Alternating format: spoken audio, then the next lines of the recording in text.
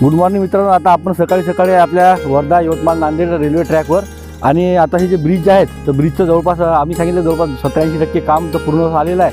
पण त्या ब्रिजवर जे आहे आता हे नंबरिंगसुद्धा चालू झालेली आहे. आता हा आपण नंबर बघू शकता 908/2. तर मित्रांनो हे जे सांकेतिक भाषा जी आहे, सांकेतिक म्हणजे हा त्यांचा नंबर आहे. जसा आपल्या याच्यावर जो माइलस्टोन असतो तसा हा रेल्वेचा स्टोन आहे. तर हा येलो कलरमध्ये असतो मित्रांनो आणि याच्यात जे अक्षर असतात ते काळ्या कलरचे. तुम्ही रेल्वेला गेले प्रत्येक ठिकाणी याच पद्धतीचे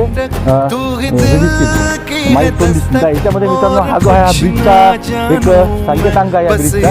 आणि याची माहिती अशी आहे की हा ब्रिज कितव्या नंबरचा आहे आणि किती किलोमीटरचा, म्हणजे जवळपास वर्ध्यापासून हा ब्रिजचा नंबर किती काय, तर या क्रमांक याच्यावर याची सांकेतिक भाषा लिहिली आहे मित्रांनो. तर याचा फायदा काय आहे, तर याचा महत्त्वाचा मित्रांनो हा फायदा आहे की ज्यावेळेस आपत्कालीन परिस्थिती येते तेव्हा त्या ब्रिजच्या म्हणजे पाणी फुला तर त्यावेळेस काही जर घटना जर घडली तर तेव्हा मदत कार्य आणि त्यांना मेंटेनन्स सोपं जाण्यासाठी रेल्वेला हे असे नंबर टाकावे लागतात.